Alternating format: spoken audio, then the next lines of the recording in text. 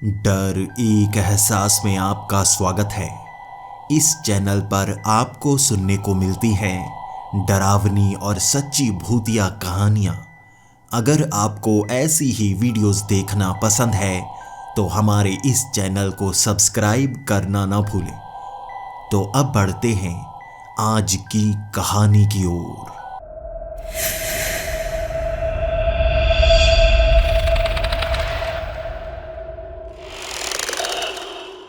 Hello दोस्तों, मेरा नाम प्रेम है और मैं गुरुग्राम का रहने वाला हूँ।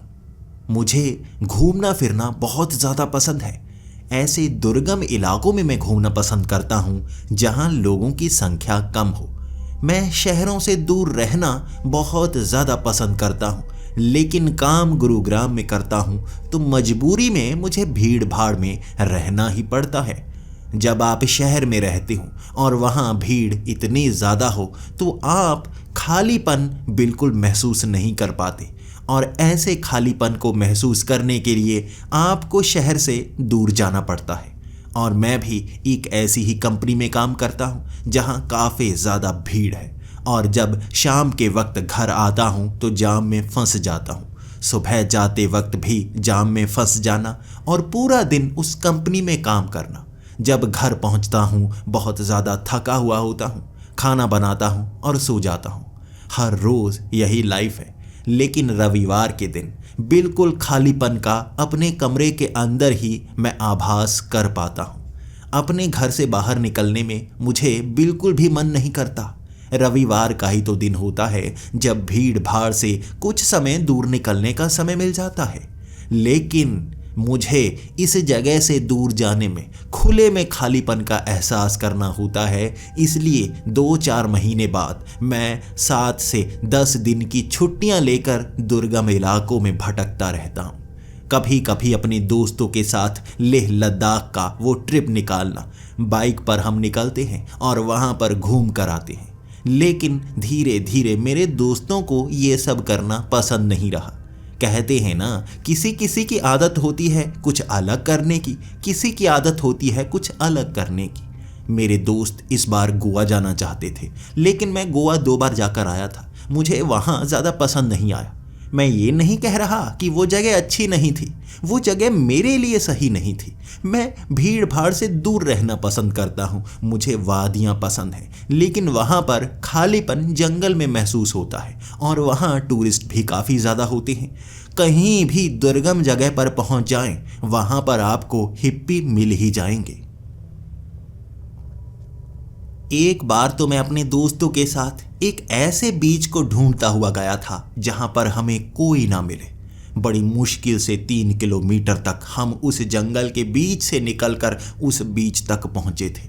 जब वहां पर पहुंचे मुझे लगा था बिल्कुल खालीपन का एहसास होगा, समंदर की लहरों की आवाज़ें होंगी। लेकिन जब वहां पहुंचे, नंगे पुंगे हिप्पी हमारे सामने नाच रहे थे। उन्हें देखकर समझ में नहीं आ रहा था उन पर गुस्सा निकालूं या अपनी किस्मत पर। उसके बाद से मैं गोवा जाना पसंद नहीं करता। इस बार मेरे दोस्त फिर से गोवा जाना चाहते थे। क्या करेंगे वहां जाकर? नंगे पुंगे हिप्पी हर जगह घूमते रहते हैं, मिलते ही वो हैं, और बाकी बीच पर भीड़ बहुत ज़्यादा होती है। मैं तो दोबारा से लेह लद्दाख जाना चाहूँगा। अगर वहाँ नहीं गया तो ऐसे दुर्गम गाँव को ढूंढना चाहूँगा जहाँ की अलग अलग बातें मुझे खुश कर सके। मेरे दोस्त गोवा के लिए निकल गए थे और मैंने अपनी रॉयल एनफील्ड स्टार्ट की और मैं निकल पड़ा मनाली की तरफ। पहले तो मनाली तक पहुँचना बहुत मुश्किल भरा होता है।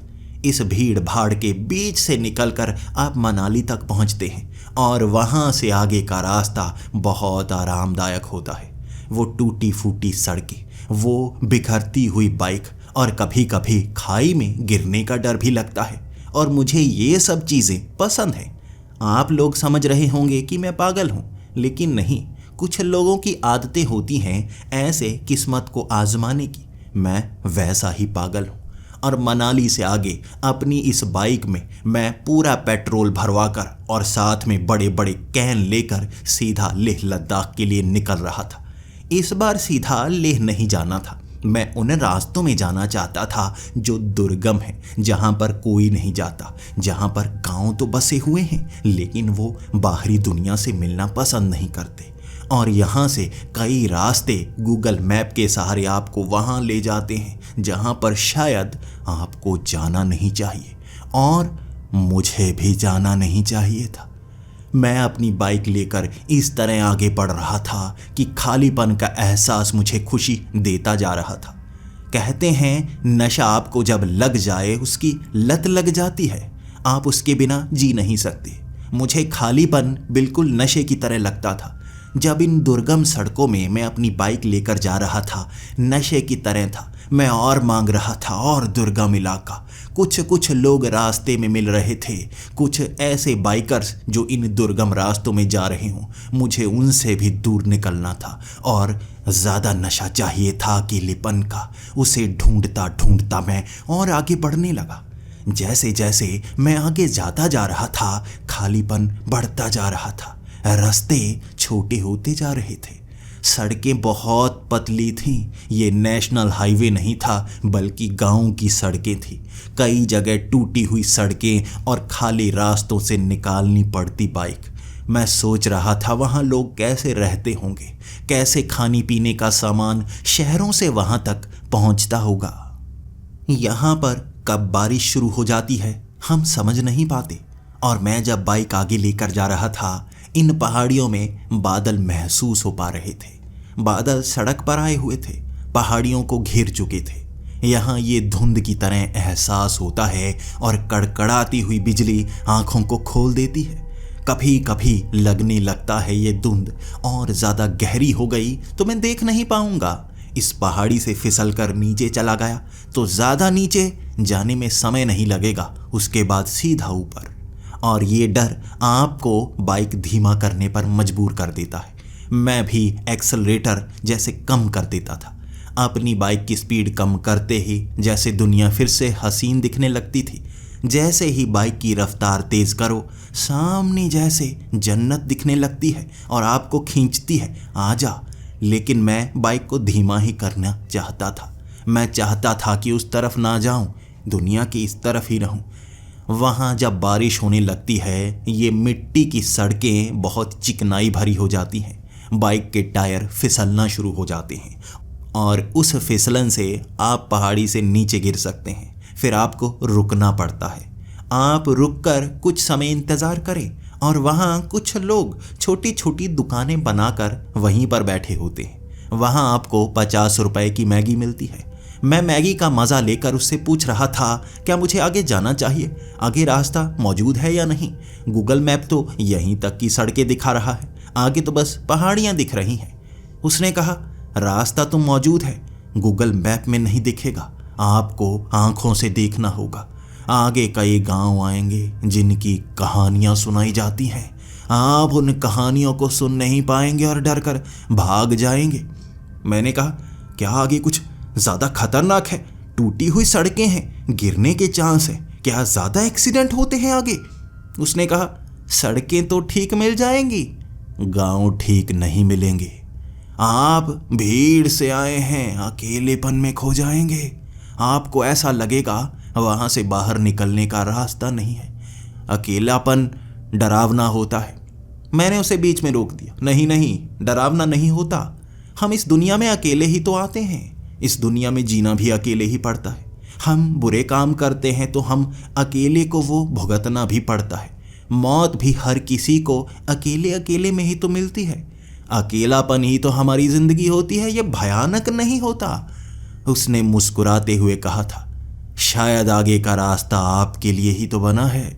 जाइए, कहीं किसी गांव में रुककर महसूस कीजिए उसकी कहानी। यहाँ ऐसे गांव हैं, हर एक गांव की अलग कहानी। आप किस में रुकेंगे, आपके साथ क्या बीतेगी, ये आप बयां कर पाएंगे या नहीं, मैं नहीं जानता। उसकी बातों ने जैसे मेरी आंखें चुंधिया दी थी। कहानियाँ सुनना मुझे बहुत ज़्यादा पसंद है। कहानियों का हिस्सा बनना मुझे बहुत ज़्यादा पसंद है। कभी कभी अकेलेपन में किताबें लिखता हूँ। मैं अपनी ज़िंदगी की वो कहानियाँ लिखना पसंद करता हूँ।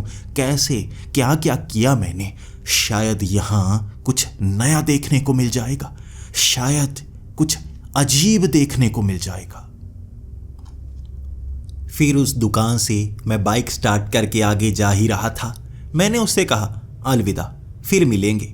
और उसने कहा, वापस आएंगे ना? कोशिश करिएगा कि वापस ज़रूर आइए। मैंने कहा, आऊँगा ना, मेरे पास पेट्रोल ज़्यादा है, आगे पेट्रोल पंप ना भी मिला मैं वापस ज़रूर आऊँगा। और उसने कहा, कुछ लोग वापस नहीं आ पाते। बस उसकी ये बातें थी और वहाँ वो बादल घिरने लगे थे और उस दुकान से मैं आगे बढ़ निकला। आगे धुंध इस तरह थी, ये बादल सड़क पर उतर आए थे। ऐसा लग रहा था मैं दूसरी दुनिया में जा रहा हूँ। यहाँ उस सड़क को पार करते हुए मुझे अकेलेपन को महसूस करना था, लेकिन 10 से 15 किलोमीटर के बाद एक जैसे छोटा सा गांव आ जाता। वहाँ पत्थरों की सड़कें बनी हुई थी। यहाँ पहाड़ों में ऐसे पत्थरों को छतों पर इस्तेमाल किया जाता है और यहाँ ऐसे गांव थे कि फर्श की तरह उन पत्थरों को इस्तेमाल किया था सड़कों पर। हर एक गांव का नक्शा अलग सा होता। मैंने पहाड़ों में ऐसे घर नहीं देखे, कुछ सफ़ेद रंग के घर, जैसे सफ़ेद पत्थरों का इस्तेमाल किया हो। एक ढलान के बिल्कुल नीचे उतरा था मैं। वहाँ हर घर के ऊपर बहुत बड़ी बर्फ़ की परत जमी हुई थी। ऐसा कैसे हो सकता है? मुझे गर्मी लग रही थी और वहाँ बर्फ़ जमी हुई थी, ये पिघल नहीं रही। क्या इन्होंने छतों पर रुई लगाई हुई है? सवालों के जवाब तो चाहता था, लेकिन मुझे लगा थोड़ा और आगे चलता हूँ। आगे घना वन सा दिख रहा था गूगल मैप में। ये सड़कें तो वहाँ मौजूद ही नहीं थी। मैं उस बाइक के सहारे उन पेड़ों के बीच से निकलता हुआ काफ़ी थक सा गया था। वक्त शाम के 6 बजे का हो गया और मुझे लगा अब ज़्यादा आगे नहीं बढ़ना चाहिए, रुक जाना चाहिए। अब ठंड का एहसास होने लगा था। यहाँ थोड़ी थोड़ी बारिश भी हो रही थी। सड़कें गीली गीली सी थी। कई जगह बिल्कुल काले रंग की सड़कें जो नेशनल हाईवे की तरह महसूस होती और बीच बीच में मिट्टी की पगडंडियां आ जाती। और चलते चलते मैं एक ऐसे गांव में पहुंचा जो मुझे बहुत ही एडवांस सा लगा। अब इतने पीछे पहाड़ों में पहुंचने के बाद मुझे लगा था ऐसे गांव होंगे जो बहुत ज़्यादा पिछड़े हुए होंगे। यहाँ तो होटल बने हुए थे। मैंने गूगल मैप में लोकेशन देखी। यहाँ कोई गांव नहीं होना चाहिए, लेकिन यहाँ तो पूरा का पूरा गांव बना हुआ है। होटल से बने हुए हैं, खिड़कियां हैं, कांच लगे हुए हैं, ऊपर बड़े बड़े बोर्ड लगे हुए हैं। छोटे मोटे रेस्टोरेंट से बने हुए थे, लेकिन उनके ऊपर कुछ लिखा नहीं हुआ था। ऐसा कैसे हो सकता है? ये शहर है या गांव है? क्या है ये? लेकिन लोगों की संख्या बहुत ज़्यादा कम। उन्होंने महंगे महंगे लेदर के कपड़े पहन रखे थे। कुछ के कपड़े इतने ज़्यादा महंगे थे, लाखों में आते हैं। उन ब्रांड की पहचान है मुझे। कुछ मगरमच्छ की चमड़ी से बने हुए मोटे मोटे कपड़े। वहाँ गाँव के लोग थे जिनकी बोली अलग सी थी, लेकिन कपड़े इतने महंगे। क्या यहाँ पर इन्होंने गांव बसा रखा है? अमीरों का गांव? मुझे पूछना चाहिए। आखिर यहाँ पर मैं रुक सकता हूँ। अच्छे अच्छे घर बने हुए लग रहे हैं। कोई ना कोई यहाँ पर सस्ता कमरा मिल ही जाएगा ना। जैसे ही मैं चलता चलता एक औरत के पास गया जिसने वहाँ कई सारे फल रखे हुए थे। मैं उससे बात करने लगा। वो मुझे देखकर बहुत ज़्यादा खुश थी और कह रही थी, यहाँ पर बहुत कम लोग आते हैं, जो आते हैं बहुत खुशकिस्मत होते हैं। तुम भी बहुत ज़्यादा खुशकिस्मत हो। कहते हैं कि यहाँ किस्मत आपके करीब चलती है। यहाँ इस दुनिया और उस दुनिया के बीच की वो दुनिया है। मैंने कहा, बिल्कुल, पहाड़ों में आपको जन्नत का एहसास होता है। स्वर्ग की वो दुनिया उस पार और इंसानी दुनिया इस पार। पहाड़ से छलांग लगाओ तो आप उस दुनिया में चले जाएंगे, रुके रहे तो इस दुनिया में रह जाएंगे। वो भी हंसने लगी थी मेरे इस मजाकिया अंदाज से। फिर मैं उससे पूछने लगा, क्या मैं रात यहाँ पर बिता सकता हूँ? उसने खड़े होकर हामी भरी। हाँ बिल्कुल, यहाँ रुक सकते हो। तुम यहाँ एंजॉय कर सकते हो। खाने पीने का सारा प्रबंध है। देखने में ये शहर लगता है, लेकिन ये शहर नहीं, एक गांव है। फिर उन इमारतों को देखकर मैं कहने लगा, यहाँ कोई नेशनल हाईवे तो है नहीं।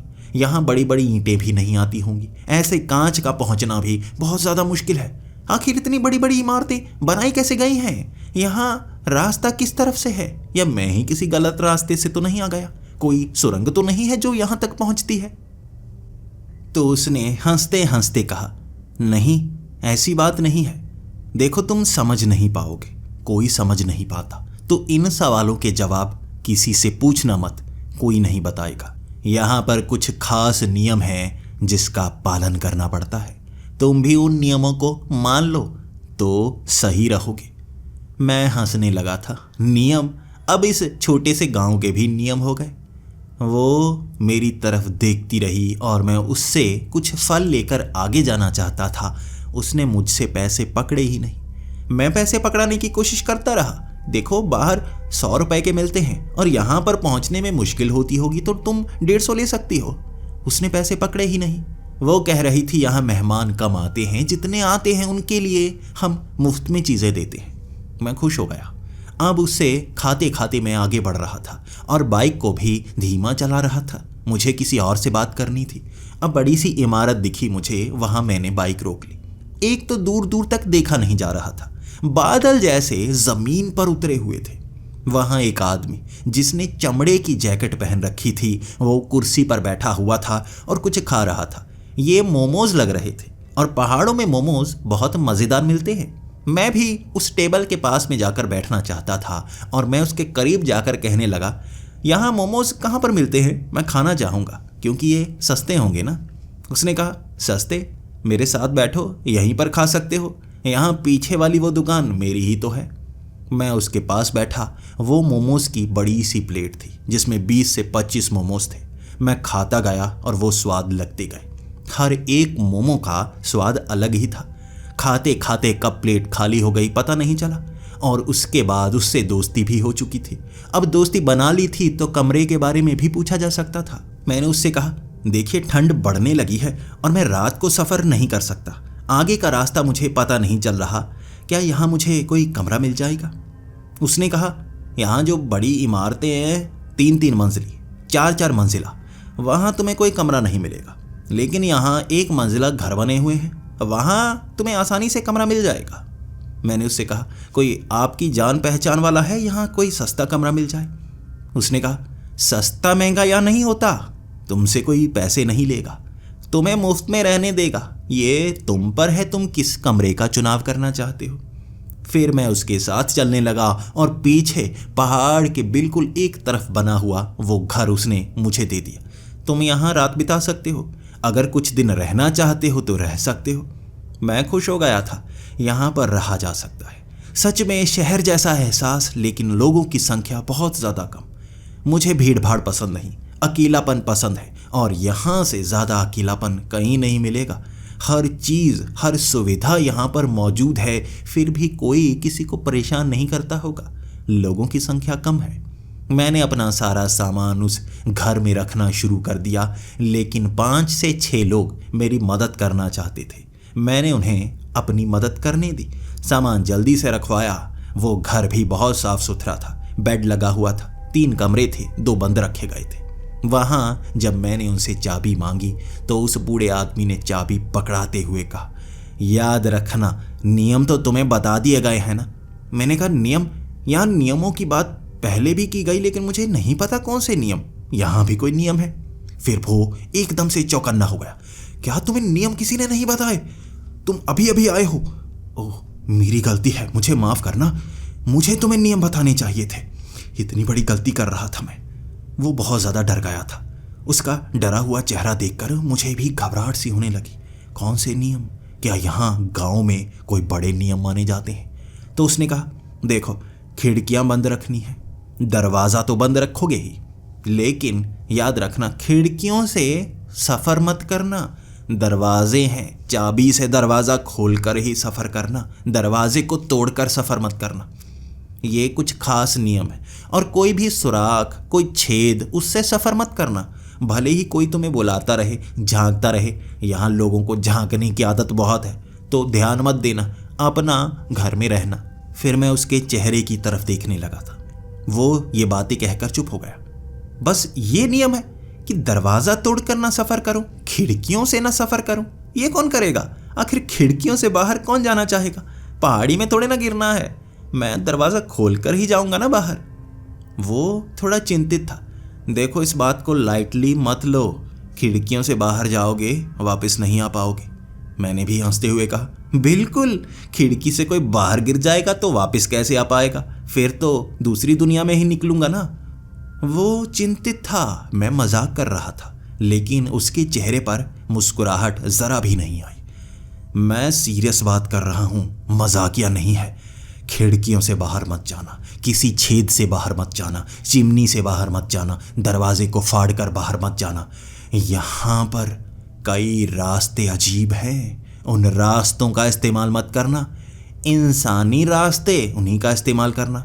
और भले ही कपड़े बदल रहे हो, कोई झांकता हुआ दिख जाए तो ध्यान मत देना। वैसे भी तुम लड़के हो, तुम्हें किसी ने नंगा देख भी लिया, कोई परेशानी वाली बात नहीं है। मैं जान ही नहीं पा रहा था वो मजाक कर रहा है लेकिन सीरियस होकर। क्या बात है। मैं उसको अलविदा कहकर अब 8 बजे सीधा अपने कमरे की तरफ आने वाला था। मोमोज टेस्टी थे, पेट भर चुका था और मैं खाना नहीं चाहता था। जरा भी जेब से खर्च नहीं हुआ था और मैंने सोचा जाते वक्त कोई ना कोई चीज़ इन्हें देकर जाऊंगा, कुछ पैसे ही देकर जाऊंगा। आखिर किसी ने मेरी इतनी मदद की है और मैं मुफ्त में सब कुछ नहीं लेना चाहूँगा। मैं गरीब नहीं हूँ, मेरे पास पैसे तो हैं खर्च करने के लिए, और कोई मेरी मदद करे और मैं उसकी मदद ना करूँ, ऐसा तो हो ही नहीं सकता। मैंने अपना सारा सामान वहाँ पर रखा। मैं काफ़ी गंदा हो चुका था क्योंकि रास्ते में बारिश भी हुई थी। मेरी बाइक भी गंदी थी, लेकिन उसे मैं रात को धो नहीं सकता था, खुद तो नहा सकता था ना। जल्दी से कपड़े उतार कर मैं बाथरूम में नहाने के लिए चला गया, लेकिन जब वहाँ ठंडा पानी मिला मन कर रहा था ना ही नहाऊं। वहाँ पर तो गीज़र भी नहीं है, लेकिन अब ठंडे पानी से नहाना तो था ही। अब धीरे धीरे मैं पानी डालने लगा और भगवान का नाम लेता जा रहा था। ठंड में आपको सच में भगवान याद आ जाते हैं। लेकिन जैसे ही मैंने 2-3 मग अपने ऊपर पानी के डाले, मुझे एहसास हुआ जैसे कोई मुझे देख रहा हो। आप माने या ना माने, हमारे शरीर के अंदर एक सिक्स्थ सेंस होती ही है। आप किसी और दिशा में देख रहे हो, पीछे से आपको कोई घूर रहा हो, आप असहज सा महसूस करने लगते हैं। यही होती है हमारी सिक्स्थ सेंस। कब आपको कोई घूर रहा है आप जान जाते हैं, भले ही उस तरफ आपकी पीठ ही क्यों ना हो। मैं भी असहज सा महसूस करने लगा था, तभी खिड़की की तरफ मेरी आंखें गईं। वहाँ मुझे 2 आंखें नजर आईं। कोई जैसे खिड़की से अंदर की तरफ घूर रहा था। मुझे जैसे बड़ी शर्म सी आने लगी। अब किसी के सामने नंगा नहाते हो तो आपको शर्म तो आएगी ही। अगर आप बाथरूम में नहा रहे हैं, कोई आपको देखने लगे तब भी शर्म तो आएगी ही। एकदम से मैं घूम गया और उसके बाद मुंह में गालियां निकालने लगा। मैं जल्दी से पर्दा आगे कर चुका था, फिर भी खिड़की के बाहर से आवाज़ें आती रही, ठक ठक ठक ठक की, जैसे कोई बाथरूम के अंदर आना चाहता। अब दिमाग में ख्याल भी अजीब अजीब आ रहे थे। अब उस औरत ने और उस आदमी ने बातें ही ऐसे की थी। उसने खास तौर पर कहा था, यहाँ लोग घूरते हैं। अब मॉडर्न लोग लग रहे हैं, जैसी जैसी इमारतें बनी हुई हैं, घर बने हुए हैं, लेकिन ये बाथरूम के अंदर घूरने वाली आदतें, ये कैसे गांव के लोग हैं। आप चाहे हिमाचल के किसी भी कोने में चले जाएं, ऐसे लोग थोड़े ना मिलते हैं। ये तो बाथरूम के अंदर झांकने पर तुले हुए हैं। अब यहाँ कोई लड़की आ जाए तो ये तो बेशर्म देखते ही रहेंगे ना। मैं मन में बहुत कुछ सोच रहा था, तभी ऊपर वाला जो रोशनदान था उसमें 2 आंखें नजर आई। अंदर की तरफ कोई देखना चाहता था। ये किसी आदमी की आंखें लग रही थी जिसकी उम्र 50 साल के करीब हो। कहीं वो बूढ़ा ही तो अंदर नहीं झांक रहा, मुझ पर विदा तो नहीं हो गया। ये देखकर जल्दी से हाथ मारकर मैंने वो रोशनदान भी बंद किया। अब जल्दी जल्दी मैं नहाने की कोशिश करने लगा और पानी डालता गया। साबुन लगाकर जल्दी से टॉवल लपेटा और मैं कमरे में चला गया। अब मुझे गुस्सा तो आ रहा था, लेकिन रात को गुस्सा निकालूं कैसे। फिर मुझे लगा बाहर जाकर देखता हूँ रोशनदान के बाहर कौन है, उस खिड़की के बाहर कौन है।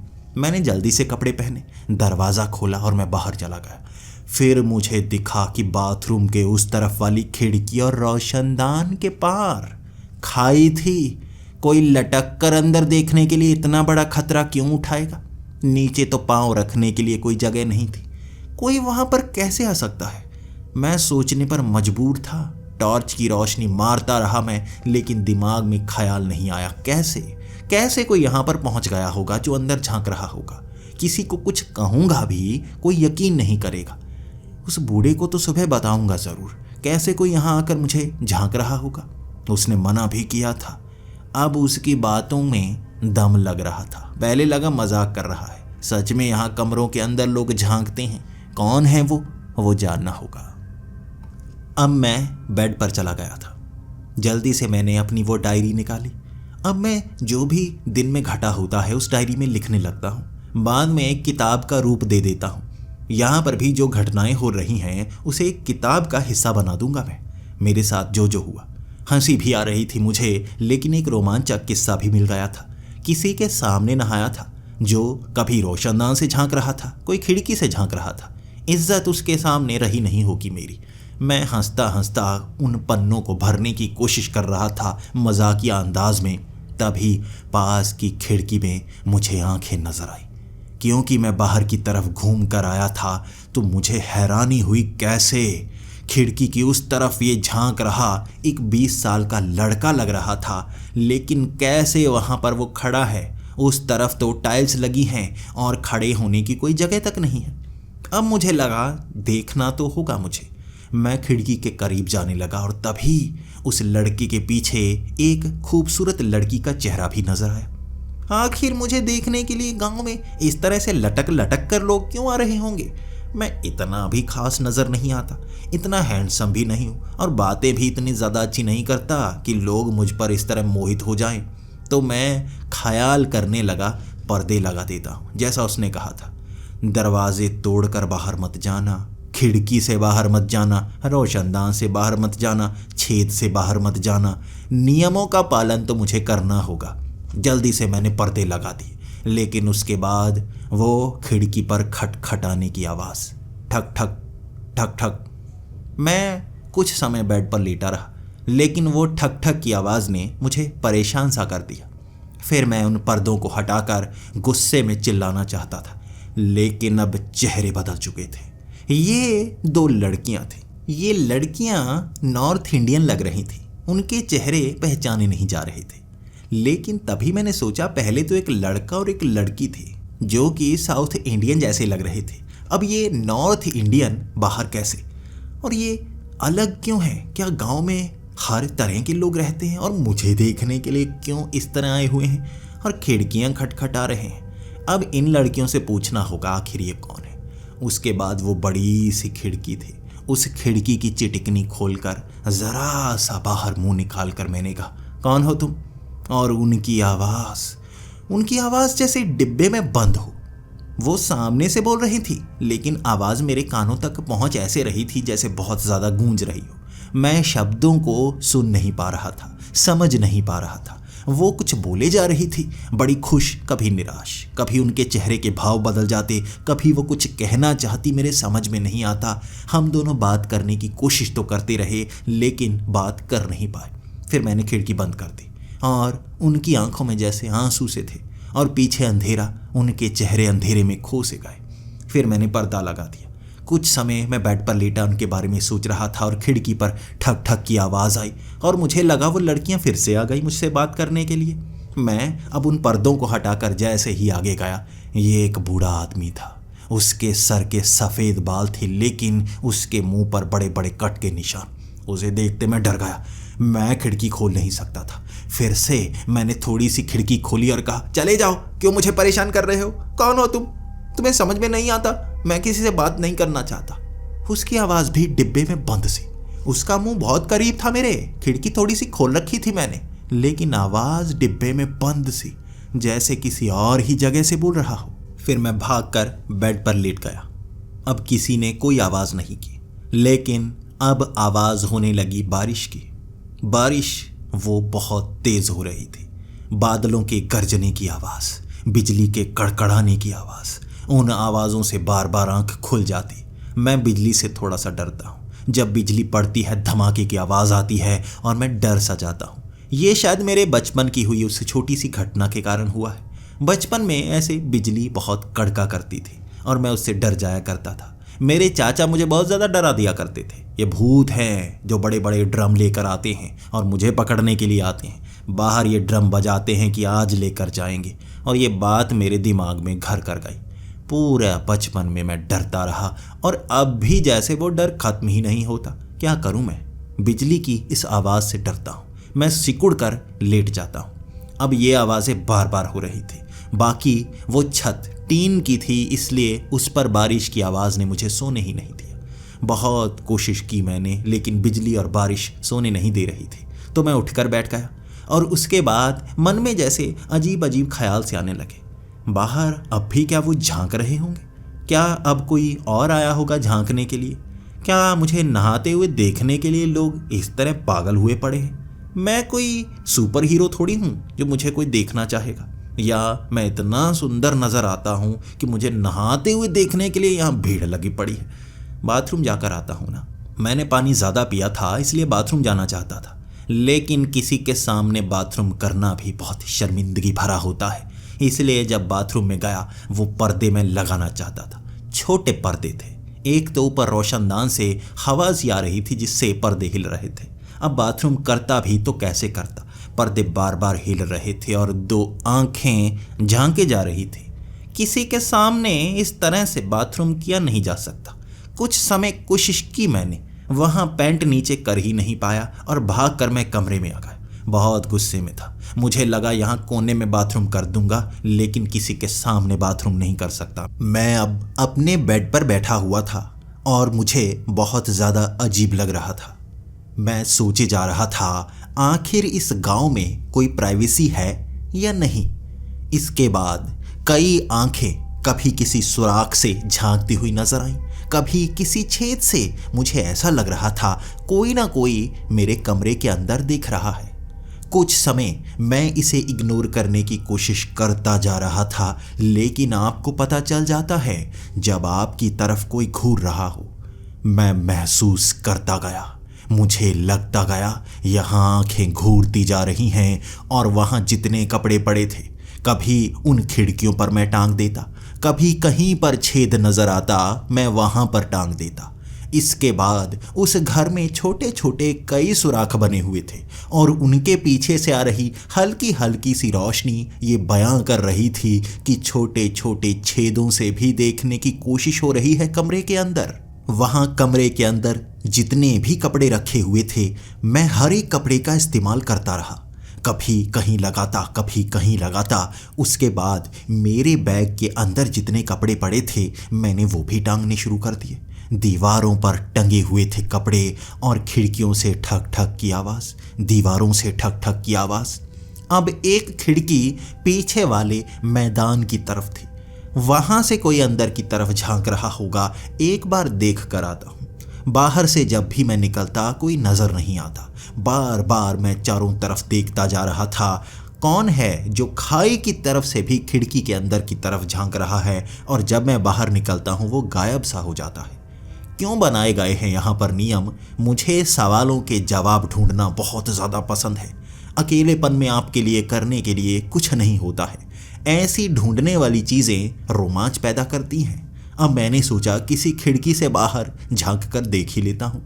इसके बाद अब मैदानी इलाके की तरफ मैं टॉर्च लेकर गया। काफ़ी आगे तक देखता रहा। अंधेरे में मुझे कभी कभी थोड़ा डर लगता है।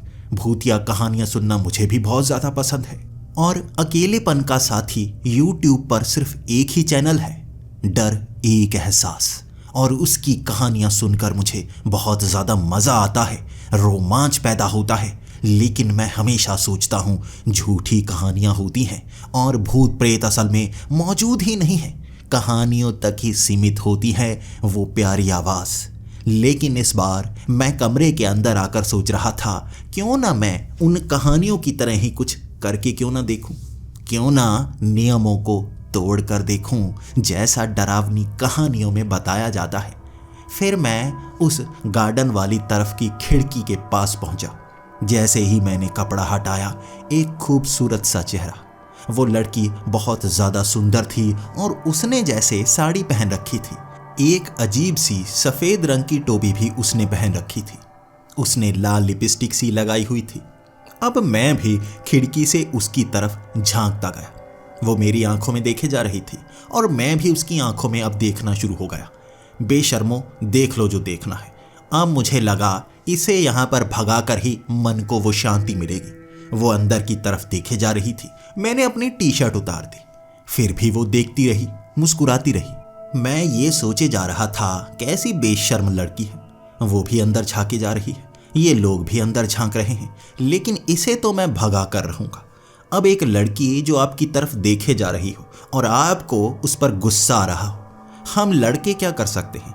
लड़कियां तो किसी को कह सकती हैं कि ये लड़का छेड़ रहा है। अगर हम लड़के किसी को कहें कि ये लड़की हमें छेड़ रही है तो लोग हम पर ही हंसना शुरू हो जाएंगे। अगर बाहर जाकर मैं ये कहूँगा कि एक लड़की मुझे कपड़े बदलते हुए देख रही थी, वो कहेगा अबे तो लड़की है जो शर्मा रहा है, तो क्या हुआ? अगर यही हाल किसी लड़की के साथ कोई लड़का करे तो उसे पुलिस तक पहुंचना पड़ सकता है, जेल भी हो सकती है। अब मेरी बात पर कोई यकीन नहीं करेगा, इसलिए मुझे और ज़्यादा गुस्सा आ रहा था। फिर मैंने अपनी पैंट भी उतार दी। इसके बाद मैं कच्छे में था और वो मुझ पर हंसती जा रही थी। अब इसे तो भगा कर रहूँगा। मैंने वो कच्छा भी उतार दिया और वो मेरी तरफ देखकर और ज़्यादा हंसने लगी। अब क्या करूँ, शर्म मुझे आने लगी थी। बड़ी लफंगी सी लड़की है। मैंने कच्छा ऊपर की तरफ किया, फिर वो निक्कर पहनी, टी शर्ट पहनकर अब उस पर चिल्लाना चाहता था मैं। और मैंने वो खिड़की खोली। जैसे ही मैंने खिड़की खोली, उसकी वो दबी दबी सी आवाज़, जैसे मुंह में बोल रही हो, लेकिन वो अपना पूरा मुंह खोल कर बोल रही थी। आवाज़ बाहर आ ही नहीं रही थी और बाहर भी काफ़ी ज़्यादा अंधेरा सा। उसके पैरों के नीचे वो घास भी जैसे हरी नहीं, काले रंग की दिख रही थी। अंधेरा होगा शायद। टॉर्च मेरे हाथ में थी, मैं उसके चेहरे पर टॉर्च मारने लगा। सच में बहुत ज़्यादा खूबसूरत लड़की थी, लेकिन टॉर्च की रोशनी सिर्फ उसके ऊपर पड़ रही थी और पीछे वो स्ट्रीट लाइट पर भी टॉर्च पड़ी। वो जल नहीं रही थी, लेकिन पीछे खंबा लगा हुआ था। एक काले रंग की सड़क बनी हुई थी। ये सड़क किस तरफ जाती है? आसपास ऐसी चीज़ें बना रखी हैं जिसके बारे में शायद कोई जानता नहीं। अब नियम तोड़ने का समय है। कहानियों में ऐसा ही तो होता है, उसके बाद ही तो असली मज़ा आता है। देखता हूं मैं, अब इस लड़की को छोड़ूंगा नहीं। एक दो मुक्के तो इसके मुंह पर मार कर रहूंगा। मेरी इज्जत बिल्कुल बेपर्दा करके रख दी है। शरारत मेरी थी, आंखें तो इसकी थी ना। फिर उस खिड़की को खोलकर मैंने अपनी टांग बाहर की तरफ निकाली। वो शर्मा कर थोड़ा सा पीछे हो गई। मैंने दूसरी टांग भी खिड़की से बाहर निकाली। अब खिड़की से बाहर उस सड़क पर कदम रख दिया था मैंने। अब वो लड़की कदम पीछे हटाकर चलना शुरू हो गई थी और उसके बाद उसकी वो आवाज़, अब ये आवाज़ दबी दबी सी नहीं थी, साफ साफ सुनाई दी। तुम पीछे क्यों आ गए? तुम यहाँ क्यों आ गए? और ये बड़ी प्यारी सी आवाज़ थी, बिल्कुल साफ। और मैं खुश हुआ। अब तो सही से बोलना शुरू हुए ना तुम। कभी इधर से झांक रहे हो, कभी उधर से झांक रहे हो। पूरे गांव वाले बड़े बेशर्म हो। और तुम लफंगी लड़कियां, तुम्हारी तो उम्र भी कम है, तुम भी इस तरह से झांकने के लिए आ गई। वो कहने लगी, तुम्हें यहाँ नहीं आना चाहिए था, जल्दी जाओ वापिस। मैं अब उस पर गुस्सा भी था और उसकी बात थोड़े ना मानने वाला था। मैं कहने लगा, अब नहीं जाने वाला, अब तो तुम्हें पकड़ कर रहूंगा। बड़ी लफंगी हो ना, बिना कपड़ों के लड़कों को देखना चाहती हो। मैंने कपड़े उतारे फिर भी नहीं भागी। अब तो तुम्हें सच में पीट कर रहूंगा। और बाकी रिश्तेदार कहाँ हैं तुम्हारे? कभी ऊपर से लटक के कोई आ रहा है, कभी किसी तरफ से। चाहते क्या हो तुम? फिर उसने जो जो कहा वो मुझे हिलाने के लिए काफ़ी था। उसने कहा, जल्दी जाओ, जाओ खिड़की के पार, समय बर्बाद मत करो। नियम भूल गए तुम? खिड़की से बाहर, दरवाजे को तोड़कर किसी भी उल्टे पुल्टे रास्ते से तुम्हें यहां से बाहर नहीं निकलना है। तुम जल्दी जाओ। अब मैं उसके पीछे भागने लगा था। जल्दी क्यों जाऊं?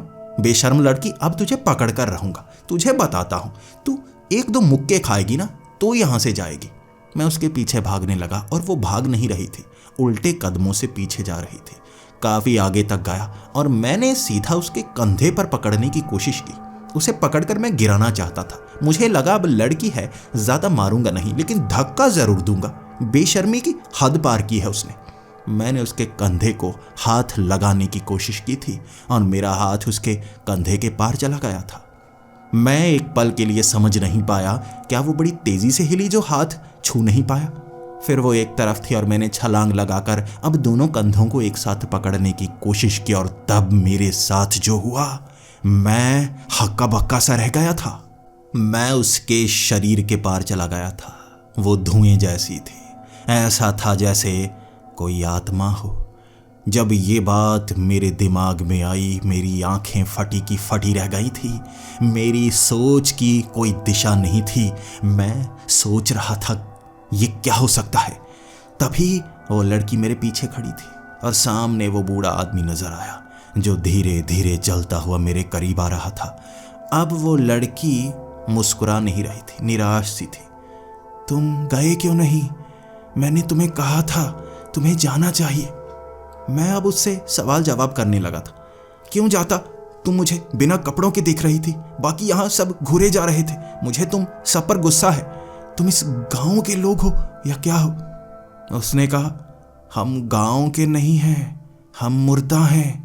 मौत के बाद इस दुनिया में हैं हम, और बहुत कम जगह हैं जहाँ से हम इस दुनिया में देख सकते हैं वो जिंदा की दुनिया। यहाँ इस गांव में खिड़कियों के पार तुम्हारी दुनिया, खिड़कियों और दरवाज़ों के पार ये दुनिया। तुम कोई भी उल्टे रास्ते का चुनाव करते तो इस दुनिया में आते, और तुमने वो किया। इसीलिए इस गांव में नियम बनाए गए हैं। तुमने उन नियमों को पढ़ा नहीं, जाना नहीं, चले आए इधर। मैंने पीछे मुड़कर देखा। मैं वापस चला जाता हूँ। मुझे पीछे वो खिड़की नजर ही नहीं आई। दूर दूर तक अंधेरा था और टॉर्च की रोशनी दूर तक मारता अंधेरा दिखता। नीचे फर्श नजर आता, आसपास खंभे नजर आते, कुछ ईंटों की दीवारें सी दिख रही थी, और वो कह रही थी, रास्ते बदलते रहते हैं यहाँ पर। अब तुम्हें वापस जाने का रास्ता नहीं मिलेगा। तुम्हें इस तरफ नहीं आना चाहिए था। कोई टेढ़े रास्ते का चुनाव करना ही नहीं चाहिए था। वो जब मुझसे बातें कर रही थी, मैंने ध्यान दिया उसके पैर हिल नहीं रहे थे, लेकिन वो मुझसे थोड़ा दूर जा रही थी, जैसे ये सड़क खींचकर लंबी हो रही हो, बिल्कुल रबर की तरह। और यही आसपास दिखने वाली हर चीज के साथ हो रहा था। कभी तो कोई पेड़ मेरे बहुत करीब सा आ जाता। वो लड़की चलकर मेरे करीब आना चाहती थी, मुझसे बहुत समय बात करना चाहती थी, लेकिन उसके कदमों की नीचे वाली सड़क बड़ी तेजी से उसको मुझसे दूर धकेले जा रही थी। कुछ समय बाद धकेलती हुई वो बहुत दूर सी चली गई। वो बूढ़ा आदमी वो मेरे करीब से गुजर गया था, लेकिन उसने अपने कदम हिलाए तक नहीं थे। जमीन जैसे अपने आप दिशा बदल रही थी, चीजें करीब और दूर जा रही थी। तभी उस लड़की ने कहा था, समय बर्बाद मत करो, यहाँ पर दूरी की गणना अलग हो रही है। मैंने भागना शुरू कर दिया। अब सीधा मैं उस घास के करीब भागना चाहता था, लेकिन ये सड़क मुझे कहीं और ले जा रही थी, खींच रही थी, और वो घास बड़ी तेजी से पास से निकल गई, और पास में मुझे फोन बूथ नजर आया। मैं जल्दी से छलांग लगाकर फोन बूथ के अंदर चला गया। मैं फोन बूथ के अंदर था और आसपास सड़क, पेड़, बहुत तेजी से चीजें निकलती जा रही थी, जैसे मैं किसी जहाज पर हूं और आसपास से बादल गुजर रहे हूं। मुझे लगा, इस फोन का मैं इस्तेमाल कर सकता हूं या नहीं। मैंने फोन उठाया और उसमें रिंग आ रही थी, लेकिन मैं जब नंबर लगाने की कोशिश करने लगा तो आवाज आने लगी, सिक्का डालो तो तुम बात कर सकते हो। जेब में हाथ डाला, मेरे पास सिर्फ एक सिक्का था, और मैंने वो सिक्का जब फोन बूथ में डाला तभी मैं फोन कर पाया। मैंने नंबर सीधा अपने दोस्त को घुमाया था, और मेरा दोस्त जो पीकर टुन्न होगा गोवा में, उसने बात भी वैसे ही की। अरे कैसा है, कहाँ पर है? उसकी आवाज़ सुनकर मुझे लगा, मैं उसे बात करके समझाने की कोशिश करता हूँ। मैं मनाली से बहुत आगे एक गांव है, एक गांव जहाँ सड़क नजर नहीं आती, वहाँ हूँ। मैं फंसा हूँ, मुझे निकालने की कोशिश करना। वो कहने लगा, अच्छा निकालने की कोशिश करना, ठीक है, तू पहाड़ से कूद जा, फिर निकल जाएगा तो। मेरे शराबी दोस्त पीकर कैसी बातें करते हैं, आज समझ में आया था। ऐसे दोस्त काम नहीं आते जब पी हो, इसीलिए मैं शराब से दूरी बनाकर रखता हूँ। 1 मिनट की बात कर पाया था, मैं फ़ोन कट गया। मुझे 1 रुपया और डालने की बीच में मैसेज आ रहे थे, और मैं रुपया ढूंढ ही नहीं पाया जेब में। अब वो फ़ोन बूथ, मैं उसी में बैठा था और सड़कें बदल रही थी। मुझे लगा यहाँ पर मैं बैठा रहूँगा, कुछ कर नहीं पाऊँगा। 10 मिनट तक फ़ोन बूथ में था। जैसे ही सड़क पर पैर रखा, फ़ोन बूथ जैसे पानी की तरह लहराता हुआ दूर जाने लगा। मैं सड़क पर था। अब आगे का रास्ता मुझे फिर से चुनना था। मुझे अब एक ऐसा रास्ता ढूंढना था जहाँ से मैं बाहर निकल पाऊँ। नियम तोड़ा है मैंने, सज़ा शायद मुझे बहुत बड़ी मिलने वाली है। अब मेरे पास से एक घर सा गुजर रहा था। मैंने जल्दी से भागकर उस घर की एक खिड़की को पकड़ लिया। खिड़की के बाहर परछत्ती सी बनी हुई थी। मैंने हाथ से परछत्ती को पकड़ लिया और मैं उस घर के बिल्कुल साथ साथ था। अब सड़क पीछे से दूर चली गई, लेकिन उस परछत्ती से अंदर कुछ दिख रहा था। पर्दा लगा हुआ था, जैसे किसी ने मोमबत्ती जला रखी हो। मैं खिड़की खटखटाता रहा, लेकिन कोई भी उस खिड़की को खोलने को तैयार नहीं। मैंने अंदर भागता हुआ एक बच्चा देखा। खिड़की में खटखटाता रहा, मुझे अंदर लो, मैं बाहर निकलना चाहता हूँ, मैं इस दुनिया में फंसा हुआ हूँ। ये घर कुछ पहचाना पहचाना सा लग रहा था। ऐसा ही घर उस गांव में देखा था मैंने, लेकिन मैं क्या करूं? वहां का नियम कोई नहीं तोड़ेगा, खिड़की शायद कोई नहीं खोलेगा। 15 मिनट तक खिड़की खटखटाता रहा। पास में पड़ा पत्थर मैं उस कांच पर मारकर कांच तोड़ना चाहता था, वो कांच ही नहीं टूटा। सख्त था कांच, जैसे लोहे से भी ज्यादा ताकतवर हो। फिर मेरा पैर फिसला, मैं उस घर से बिल्कुल नीचे वाले गार्डन में गिरा। फिर उठकर मैं खिड़की के पास जाना चाहता था, लेकिन खींचता हुआ वो रास्ता उस घर को बड़ी दूर तैराता हुआ ले गया। मैंने भागने की कोशिश की थी, लेकिन दिशा भ्रम बहुत तेजी से होता है। मैं घर की तरफ भाग रहा था, मेरे कदम दूर की तरफ ले गए और मैं आगे वाले एक रास्ते में खंबे को पकड़कर खड़ा हो गया। हर चीज जिसे छुआ जा सकता था उसके करीब रुका जा सकता था। मैं जहां पर रुकता वहां रास्ता थम जाता, हर चीज हिलने लगती, लेकिन मैं वहां रुका रहता। अब मुझे पता था मुझे करना क्या है। वहां कई लोग मेरे करीब से गुजरते, कुछ मुझे नुकसान पहुंचाने की कोशिश करते, कुछ मुझे पकड़ने की कोशिश करते। हिलते हुए ये रास्ते, खींचती हुई ये सड़कें मेरे लिए फायदे का सौदा भी थी। कोई मुझे पकड़ नहीं पाता। जरा से कदम किसी दिशा में भगाओ, कोई जो आपको पकड़ने के लिए आ रहा हो वो बहुत दूर चला जाता। टांगे हिलती उल्टी पुल्टी थी यहां पर। उनसे बच पा रहा था, लेकिन बहुत समय बर्बाद होता गया। 3 घंटे उन सड़कों पर मैं भागता रहा था। मुझे बचना था हर चीज से, लेकिन क्या करता? मुझे लगा मौत की इस दुनिया से मैं बाहर नहीं निकल पाऊंगा। मैं कई बार कुछ लोगों से सवाल तो करता, वो दूर निकल जाते। मैं किसी को हाथ से पकड़ना चाहता, लेकिन मुझे डर इसका था, वो मुर्दा थे। मैं पकड़ता, वो करीब आते और नुकसान पहुंचा जाते तो मैं क्या करता? मुझे वो यहीं पर कैद करना चाहते होंगे, लेकिन वो लड़की जो सबसे पहले मिली थी मेरे करीब, उस खंबे के पास ही खड़ी थी। मेरे करीब से निकलती उससे पहले ही मैंने उसके पैरों के करीब ही अपना पैर रख दिया। अब सड़कें खींच रही हैं, लेकिन अगर आप उसके कदमों पर कदम रखे हों तो सड़कें खींचेंगी नहीं। जहां उसने पैर रखे थे वहीं मैंने पैर रख दिए। वो धुंधली सी धुएं जैसी थी और मैं बिल्कुल उससे जुड़ा हुआ वहीं पर खड़ा था जहां वो खड़ी थी। अब सवाल जवाब मैं उससे करने लगा था। मैं क्या करूं? मैं क्या करूं? मुझे उस खिड़की तक ले जाओ। तो वो कहने लगी, मैं खुद खिड़की ढूंढ कर वहां पहुंची। मुझे भी यहां हर किसी से सवाल ही करने पड़ते हैं। बहुत समय से मैं खिड़की के पार जाना चाहती हूं, मैं जा नहीं पाई। मुझे लगता है कोई भी मरा हुआ खिड़की के पार जा नहीं सकता, लेकिन तुम जिंदा हो। तुम जितना समय यहाँ पर बर्बाद करोगे, मौत के करीब होते चले जाओगे। अगर तुम रास्ता ढूंढ पाए, शायद तुम बच जाओ। उसके बाद तुम्हारी लाश भी किसी को नहीं मिलेगी। तुम्हारी लाश इस दुनिया में धीरे धीरे सड़ जाएगी। ये मुर्दों की दुनिया है, जिंदा इंसानों का यहाँ कोई काम नहीं होता। मैं वहीं पर रोने लगा था। वो मुझे चुप करवाना चाहती थी, लेकिन मैं चुप कर नहीं पा रहा था। मुझे कैसे चुप कराती, वो मुझे छू नहीं सकती थी। मैं जैसे उसके अंदर ही था, वो धुआं मैं शरीर के साथ। लेकिन उसने कहा था, यहाँ रुके रहो, हर चीज करीब से गुजरती है, मौका शायद मिल ही जाए। मैं कई बार उस खिड़की पर जा चुकी हूँ, क्या तुम उस खिड़की पर दोबारा नहीं गए? मैंने कहा, मुझे वो खिड़की नजर ही नहीं आई। इस दुनिया में बाहर निकलने का क्या कोई रास्ता नहीं है? तो उसने कहा, रास्ता जो आने का है वही जाने का है। कोई इस गांव में खिड़की नहीं खोलेगा। तुम्हें तुम्हारी खोली हुई खिड़की ही वापस ले जा सकती है, और बिना रास्ता दिखाए यहाँ रास्ते का चुनाव नहीं हो सकता।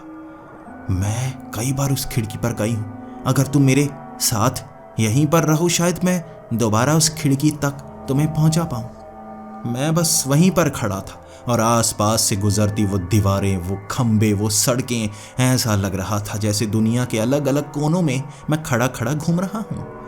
ये शायद हमारी दुनिया के साथ चलती वो दुनिया है जहाँ मरे हुए लोग पहुँच जाते हैं। मैं अब बातों बातों में उससे भी जानना चाहता था, क्या वो जिंदा है या मरी है? क्या वो भी इस गांव में आकर खिड़की के पार चली गई थी? तो उसने बताया, मैं तो तुमसे भी ज़्यादा दुखी हूँ। मेरा एक बेटा है 6 साल का।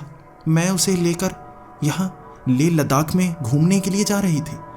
मैंने सोचा था अपने बेटे को अकेलेपन का एहसास दूंगी, लेकिन उन सड़कों से गुजरते हुए हमारी गाड़ी खाई में गिर गई। मैं अपने बेटे को अब तक ढूंढने की कोशिश कर रही हूँ।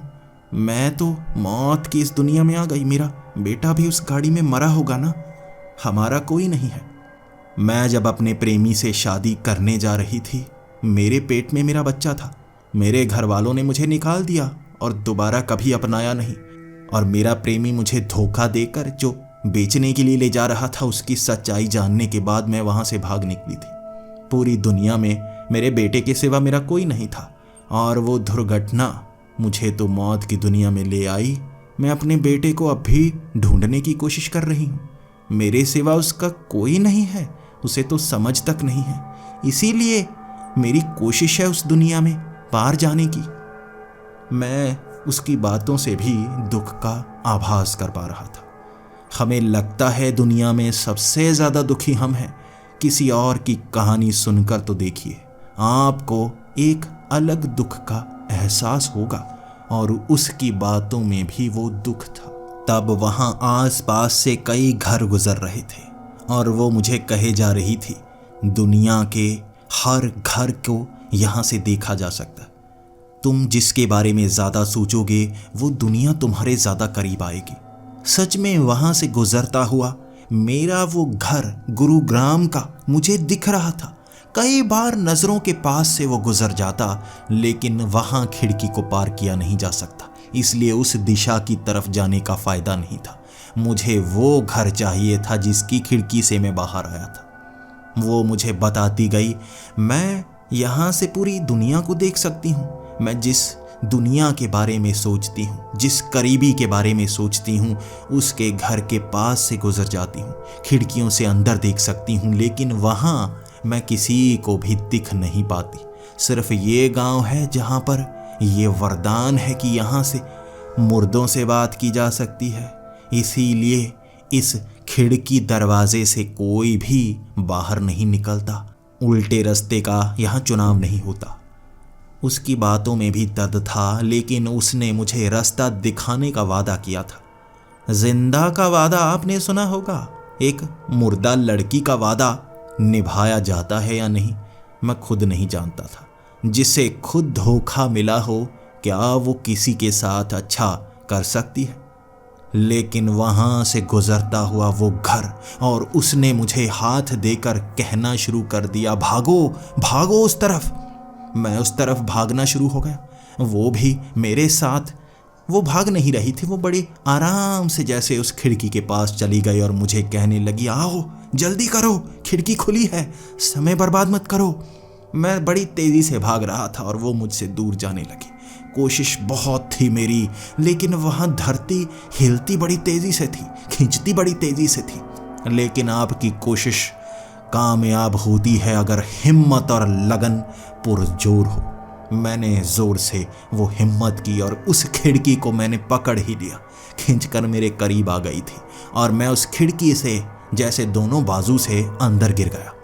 वो लड़की बाहर थी और उसकी आवाज़ दबी दबी सी। वो अब उस मुर्दों की दुनिया में थी और मैं इस तरफ। खिड़की मैंने खोल रखी थी। आ जाओ, शायद तुम जिंदा हो पाओ, शायद तुम्हारे बेटे से मिलने का एक मौका तुम्हें मिल जाए। वो कोशिश कर रही थी, उसके लिए उस खिड़की को पार करना संभव नहीं था। वो मुर्दा थी, मैं जिंदा था। उसने इशारा किया खिड़की को बंद करने का और मैंने खिड़की बंद कर दी। वो खींचकर जा रही थी, लेकिन उसका इशारा मैं समझ गया था। उसने एक बच्चे का इशारा किया। मैं जानता था वो किस तरफ इशारा कर रही है। मैं ढूंढूंगा तुम्हारे बेटे को, शायद मेरी कोशिश कामयाब रहे, कोई जानकारी तो पा ही सकूंगा ना। हो सकता है किसी रोज तुम मेरे घर की खिड़की पर भी आओ और मैं तुम्हें तुम्हारे सवालों के जवाब दे पाऊं। और अपने आप मुझे बेहोशी सी छाने लगी थी। मैं पता नहीं क्यों वहां कमरे के अंदर फर्श पर ही सो गया। जब मेरी आंख खुली, मैं एक पत्थर पर लेटा हुआ था। शरीर मेरा ठंड से सुन्न सा हो गया था। आगे पीछे देखता रहा। सूरज की किरण उन पहाड़ों से निकल रही थी और यहाँ कोई गांव नहीं था। आसपास वीरान जगह और मेरी बाइक पीछे लगी हुई। पीछे पगडंडी पर रास्ता बना हुआ था जहां से मैं आया था और पूरा का पूरा गांव खाली। शायद जैसे वो दूसरी दुनिया गायब हो गई, वैसे ये गांव गायब हो गया। बाइक लेकर मैं वापस पीछे की तरफ आ रहा था। मुझे नहीं पता जो हुआ वो सच था या भ्रम था, सच्चाई की हालत में था मैं या सपने में था जो हुआ। लेकिन सपना और सच्चाई फर्क आपको बता देते हैं। बहुत लंबा रास्ता था वापस आने का। पहली बार अकेलेपन से दूर भीड़ भाड़ में पहुंचना चाहता था। जिंदगी के सबक आपको कई बार मिलते हैं, मुझे भी मिला था। अकेलापन हर बार सही नहीं होता। मैं उस रास्ते से उस दुकान के पास से गुजर रहा था। यहीं से तो मैगी खाई थी ना मैंने। मैं वहां बाइक रोककर अब उससे पूछ रहा था, मैंने वो गांव देखा, वहां खिड़की के पार, वहां खिड़की के पार। और वो कहने लगा, बताने की जरूरत नहीं है, यहाँ तुम्हें बहुत ऐसे गांव मिलेंगे जिसकी कहानियां अलग हैं। तुम्हारे वाला कौन सा था? वो दूसरी दुनिया में जाने वाला? अच्छा, तो तुम उसमें गए थे। वो तो अब दोबारा नहीं मिलने वाला। कहते हैं वो खींचता हुआ गांव है जो खींचता ही रहता है, कभी किसी दिशा में कभी किसी दिशा में। तुम एक जगह रुके और वो गांव कहीं और चला गया होगा। ढूंढ नहीं पाओगे, रास्ते वहीं रहते हैं, ये मंजिल बदलती रहती है। लेकिन मुझे क्या, मैं तो वहां से वापस जाना चाहता था। मैं मुर्दों की दुनिया से वापस आया था। वहां से बाइक लेकर सीधा मैं तो मनाली से आगे मंडी की तरफ चल पड़ा। वहां भीड़ में पहुंचकर बहुत खुशी हुई। अकेलेपन से दूर कुछ अलग सा एहसास था। और वहां मैं पता करना चाहता था उस लड़की के बारे में। बहुत सारी न्यूज़ पढ़ी मैंने, बहुत अखबारें ली। उसके बाद उस घटना का जिक्र एक जगह मिल ही गया। पुलिस स्टेशन में जाकर पता चला उस लड़की के बारे में। वो भी जानकारी इकट्ठा करते रहे, कोई भी उसकी लाश लेने के लिए नहीं आया। मैंने सवाल किया था, उसके बेटे को क्या हुआ, क्या वो भी वहां मारा गया था? उन्होंने कहा, नहीं, वो ड्राइवर मारा गया था, वो लड़की मारी गई। वो बच्चा किस्मत से बच गया। वो उस तरफ था जहां ज्यादा बैग पड़े थे। वो शायद वहां सोया था, इसीलिए वो झटका वो सहन कर गया। उस बच्चे को ले जाने के लिए भी कोई नहीं आया। उसे अपनाना ही कोई नहीं चाहता था। उस अनाथ आश्रम से उस बच्चे को मैंने गोद लिया था। मैंने सारा पेपर वर्क किया और उस बच्चे को अपने साथ लेकर मैं गुरुग्राम वापस आ गया। मैं अब अपने दोस्तों के साथ नहीं रह रहा था और वो खुद हैरान थे। मैंने बच्चे को अडॉप्ट क्यों कर लिया? मेरी तो शादी तक नहीं हुई। मैं किसी को किसी सवाल का जवाब नहीं देना चाहता था। और वो लड़का जिसे मैं बताता हूँ कि उसका पिता मैं हूँ, लेकिन तुम्हारी माँ की मौत उस एक्सीडेंट में हो गई थी, उसे इतिहास की जानकारी मैं देना नहीं चाहता। बस उसे ये कहता रहता हूँ, उस दुनिया से तुम्हारी माँ देखती है। जो कहना चाहते हो खिड़की में कहो। मैं आज भी मानता हूँ वो खिड़की के पास ही होगी। इस घर को वो ढूंढ चुकी होगी। शायद इस खिड़की के इस तरफ से मुझे ढूंढती हुई अपने बेटे को देख रही होगी। मैं नहीं जानता मेरी बातों पर आप यकीन करेंगे या नहीं, लेकिन मेरी कहानी बहुत ही अजीब है। शायद आपने ऐसी अजीब कहानी कभी नहीं सुनी होगी। मेरी अब तक शादी नहीं हुई है और मेरा अब ये बेटा 9 साल का है।